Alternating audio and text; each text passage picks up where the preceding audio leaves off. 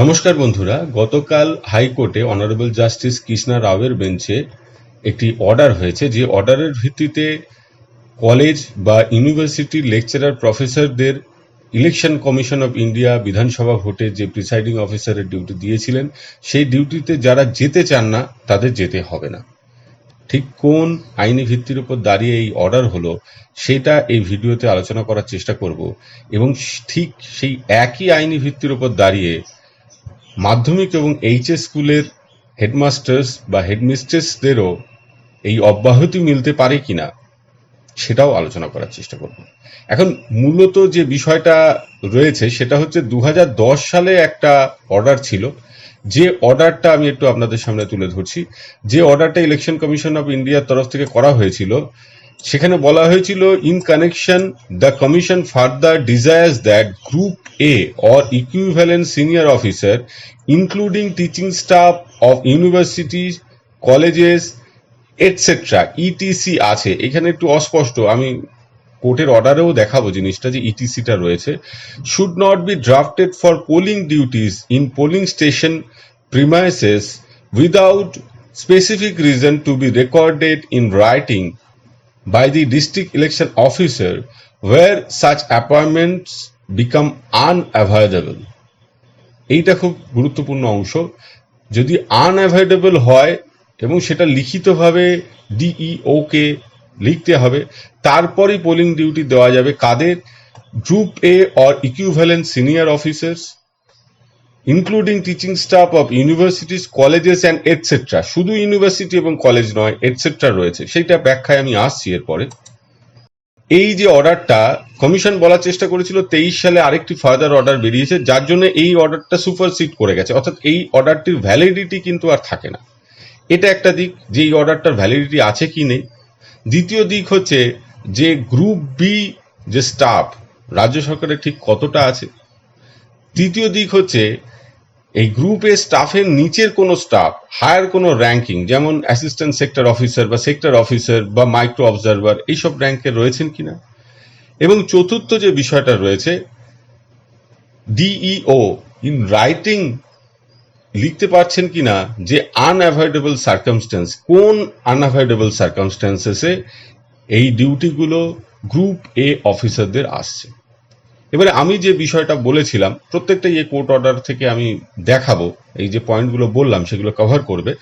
এবারে আমি যে বিষয়টা বলেছিলাম যে গ্রুপ এ অফিসার্সের মধ্যে হেডমাস্টার্সরা পড়ছে কিনা, central government class 1 or group A officer, IAS, IPS, equivalent cadres, যাদের লেভেল এন্ট্রি লেভেল বেসিক পেটা শুরু হয় 56,100 থেকে। ভালো করে খেয়াল করে দেখুন, এন্ট্রি লেভেল হচ্ছে 56,100, তারা গ্রুপ এ অফিসার। তাদের থেকে কলেজ বা ইউনিভার্সিটি টিচার্সদের গ্রেড পেটা একটু, মানে ইনিশিয়াল বেসিকটা, এন্ট্রি লেভেল বেসিকটা একটু বেশি, কিন্তু 56,100 হলেই কিন্তু তারা গ্রুপ এ সেন্ট্রাল গভর্নমেন্টের ক্ষেত্রে অফিসার্স এর মধ্যে পড়ছেন। রাজ্য সরকারেও প্রধান শিক্ষক মহাশয়দের যদি আমরা গ্রেড পেটা দেখি, 5400 ছিল, এবং তার যে entry level basic pay group এ অফিসারের, সেটা 56,100। তাহলে সমস্ত মাধ্যমিক এবং এইচএস সেকশনের যে মিনিমাম বেসিক পেটা এন্ট্রি লেভেল, সেটা 56,100, যেটা অন্যান্য টিচিং স্টাফদের ক্ষেত্রে সেটা প্রযোজ্য হচ্ছে না। তাহলে আমরা দেখতে পাচ্ছি প্রধান শিক্ষক মহাশয়দের কিন্তু সেই গ্রেড পে ম্যাচ করে যাচ্ছে। দ্বিতীয়ত, এই অর্ডারেও দেখুন বলা আছে, যে অর্ডারটা আমি একটু আগে দেখালাম, ফেব্রুয়ারি 16, 2010-এ যে অর্ডারটা বেরিয়েছিল, সেখানে খুব ক্যাটাগরিক্যালি মেনশন করা ছিল, গ্রুপে equivalent senior officer including teaching staff of universities, colleges etcetera.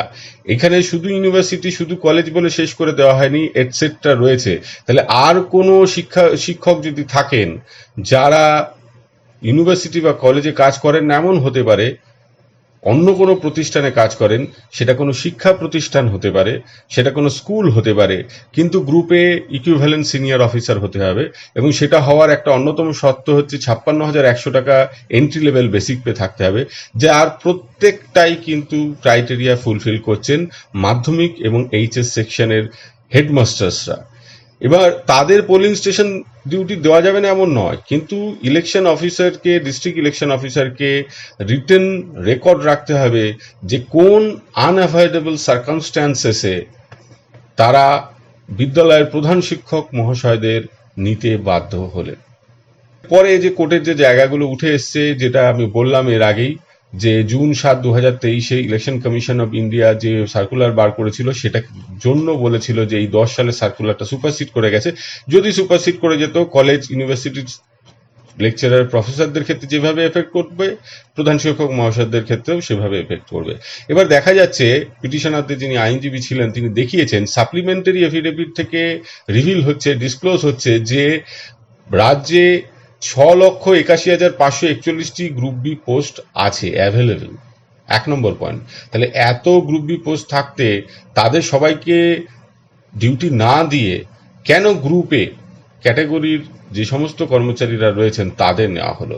2 নম্বর যেটা দেখা যাচ্ছে, মার্চ 17, 2026 একটা অর্ডারে দেখা যাচ্ছে যে স্টেনোগ্রাফার, সুপারভাইজার, ওয়ার্কশপ ইনস্ট্রাক্টর, এদের সেকশন অফিসার, এখানে লেখা হয়েছে actually sector officer, assistant sector officer পদে নিয়োগ করা হয়েছে। তাহলে একদিকে দেখা যাচ্ছে যে প্রফেসর, অ্যাসিস্ট্যান্ট প্রফেসরদের দিয়ে প্রিসাইডিং অফিসারের ডিউটি করা হচ্ছে পোলিং বুথে, অন্যদিকে দেখা যাচ্ছে স্টেনোগ্রাফার, সুপারভাইজার গ্রেডে, ওয়ার্কশপ ইনস্ট্রাক্টর, তাদের সেকশন অফিসার বা অ্যাসিস্ট্যান্ট সেক্টর অফিসার হিসেবে রিক্রুটমেন্ট করা হচ্ছে। অর্থাৎ এক্ষেত্রে র্যাঙ্কটাকেও কিন্তু মানা হচ্ছে না। সেক্টর অফিসারের আন্ডারে কিন্তু প্রিসাইডিং অফিসার কাজ করবেন, সেই দিন সেক্টর অফিসার র্যাঙ্কিং এ ওপরে, তাহলে সেইটাও মানা হলো না। ফলে এবং দেখা যাচ্ছে যে বারবার সুযোগ দেওয়া সত্ত্বেও ডিস্ট্রিক্ট ইলেকশন অফিসার কোনো ডকুমেন্ট প্রডিউস করতে পারেননি যে কোন পরিস্থিতিতে এই গ্রুপ এ অফিসারদের ডিউটি দেওয়া হলো। কোর্ট কিন্তু বারবার সুযোগ দিয়েছিল, সেটা এস্টাবলিশ করতে পারেনি। এবারে যে সার্কুলারটা রেসপন্ডেন্টসরা কখনোই সাবমিট করতে পারেননি, দেখাতে পারেননি যে জুন 7, 2023 এই যে অর্ডারটা, যে সার্কুলারটা হলো, সেইটা ক্যাটেগরিক্যালি লেখা আছে যে 16/17 ফেব্রুয়ারি 2010 যে অর্ডারটা আমি এর আগেই দেখালাম, সার্কুলারটা, সেটাকে সুপারসিড করছে। কোথাও ওই অর্ডারে লেখা ছিল না যে এটাকে সুপারসিড করছে। এবং অথরিটি বারবার সুযোগ দেওয়া সত্ত্বেও দেখাতে পারেনি যে এদের প্রিসাইডিং অফিসার বা পোলিং অফিসার হিসেবে যে নেওয়া হচ্ছে, মূলত প্রিসাইডিং অফিসার হিসেবে নেওয়া হচ্ছে গ্রুপে অফিসারদের, সেইটা কিন্তু শেষ পর্যন্ত কোর্ট মানেনি এবং পোলিং স্টেশন যে ডিউটি সেটাকে সেট অ্যাসাইড এবং কোয়াশ করেছে। অর্থাৎ এইটা টিকলো না। তবে যারা ডিউটি দিতে চান তারা ডিউটি দিতে পারেন, সেক্ষেত্রেও কোর্টের বাধা নেই। যারা এই পোলিং ডিউটি করতে চান সেক্ষেত্রে যে কোর্ট আটকাছে তা নয়, কিন্তু যারা যেতে চান না, গ্রুপ এ অফিসার, তাদের ক্ষেত্রে কিন্তু জোর করে পাঠানোর জায়গাটা এই ক্ষেত্রে দেখা যাচ্ছে আইনি ভিত্তি নেই। কাজেই বিদ্যালয় প্রধান, মাধ্যমিক এবং এইচএস স্কুলের যারা হেডমাস্টার্স, যাদের 56,100 এন্ট্রি লেভেল বেসিক পে, তাদের কিন্তু রিটেন কারণ ছাড়া এবং লিখিত সেটা লিখতে হবে ডিস্ট্রিক্ট ইলেকশন অফিসারকে। যেটা দেখা যাচ্ছে কলেজ বা ইউনিভার্সিটির লেকচারার বা প্রফেসরদের ক্ষেত্রে ডিস্ট্রিক্ট ইলেকশন অফিসাররা সেরকম কোনো ডকুমেন্ট দেখাতে পারছে না যেখান থেকে এটা এস্টাবলিশড হবে যে আনঅ্যাভয়েডেবল সার্কামস্ট্যান্স যে এদের নিতে হচ্ছে। আজকে এই পর্যন্ত। সকলে ভালো থাকবেন, সুস্থ থাকবেন, ধন্যবাদ।